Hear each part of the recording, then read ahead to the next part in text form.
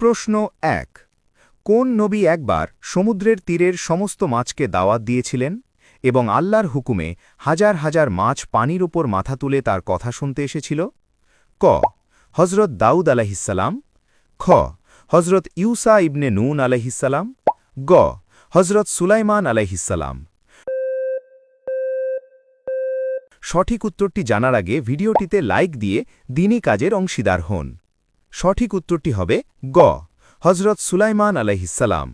হজরত সুলাইমান আলাইহিসসালাম একবার ইচ্ছা পোষণ করলেন যে তিনি আল্লাহর সমস্ত সৃষ্টিকে একবেলা খাবার খাওয়াবেন। আল্লাহর অনুমতি দিলে তিনি বিশাল এক ভোজের আয়োজন করেন, কিন্তু সমুদ্র থেকে একটি বিশাল তিমি মাছ উঠে এসে মুহূর্তের মধ্যে সমস্ত খাবার খেয়ে ফেলে এবং বলে, হে সুলাইমান, আমার পেট তো এখনও ভরেনি। তখন সুলাইমান আলাইহিসসালাম বুঝতে পারলেন একমাত্র আল্লাহই হলেন সব সৃষ্টির আসল রিজিকদাতা। প্রশ্ন ২। ইসলামের ইতিহাসে কোন নবীকে আল্লাহ তাআলা তার অলৌকিক ক্ষমতা দেখানোর জন্য ১০০ বছর মৃত অবস্থায় রেখেছিলেন এবং ১০০ বছর পর তাকে আবার জীবিত করেছিলেন? ক। হজরত উজাইর আলাইহিসসালাম। খ। হজরত লূত আলাইহিসসালাম। গ। হজরত হারুন আলাইহিসসালাম।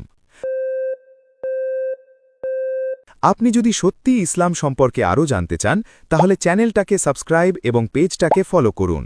সঠিক উত্তরটি হবে ক। হজরত উজাইর আলাইহিসসালাম। হজরত উজাইর আলাইহিসসালাম একটি ধ্বংসপ্রাপ্ত জনপদ দেখে ভাবছিলেন আল্লাহ একে কিভাবে আবার জীবিত করবেন।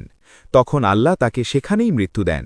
১০০ বছর পর যখন তিনি জীবিত হলেন, তিনি দেখলেন তার খাবারগুলো একদম টাটকা আছে, কিন্তু তার গাধাটি মরে পচে হাড় হয়ে গেছে।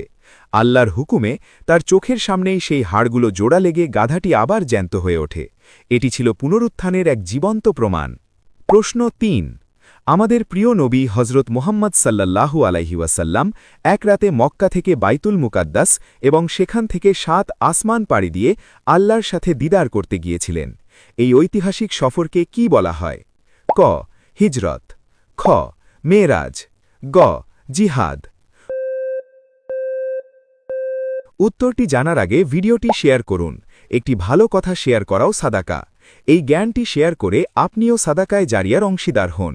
আপনার হয়তো একটি শেয়ার হাজারো মানুষকে সঠিক পথে আনবে। সঠিক উত্তরটি হবে খ। মেরাজ। মেরাজের রাতে নবীজি বোরাক নামক এক জান্নাতি বাহনে চড়ে ভ্রমণ করেছিলেন, যার গতি ছিল চোখের পলকের মতো। এই সফরেই আল্লাহ তাআলা উম্মতে মোহাম্মদীর জন্য প্রতিদিন ৫ ওয়াক্ত নামাজ উপহার হিসাবে ফরজ করেন।